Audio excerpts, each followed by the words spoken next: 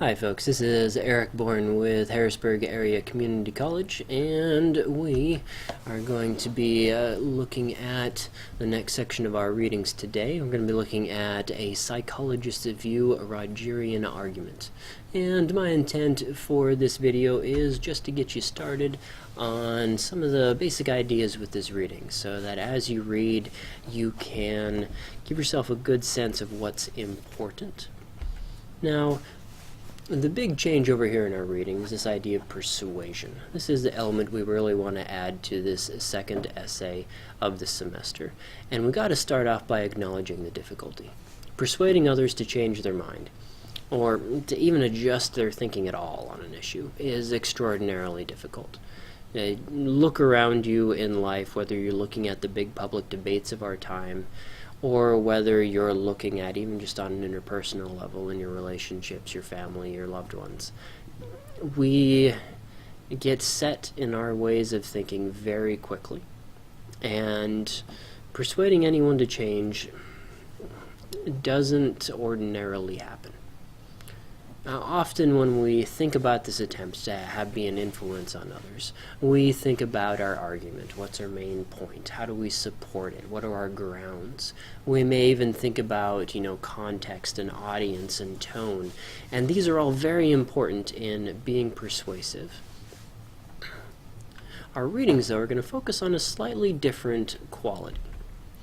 We're going to start with the work of a psychologist named Carl Rogers. Now, he doesn't spend much time talking about the content of what you're trying to persuade somebody of. He's instead focusing on how they react to the situation of being in this debate. He's studying how people react to arguers and arguments opposed to their own ideas. Now, one of the key ideas here, he found that a writer who wishes to communicate with someone needs to start by reducing the threat.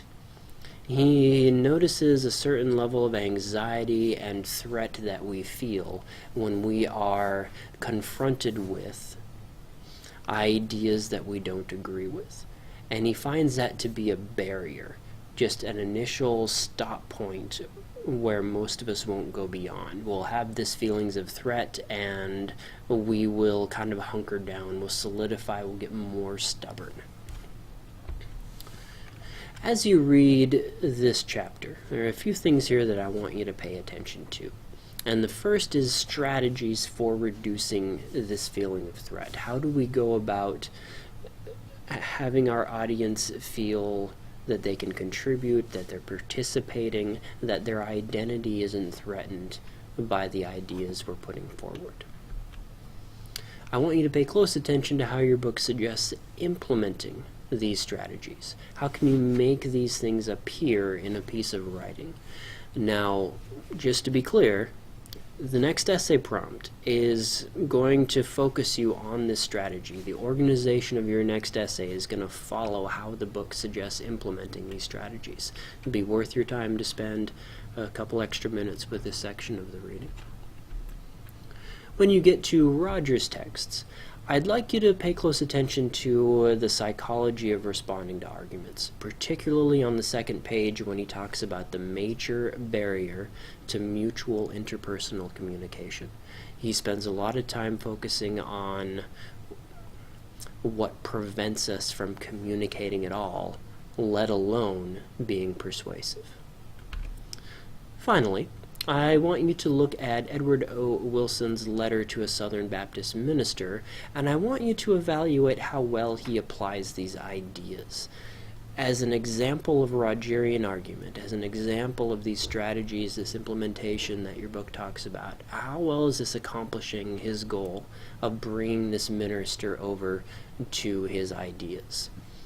Consider the other ways he might have gone about this. There are always options with writing. Out of all the ways he could have approached this audience on this topic, how successful is he in his attempt?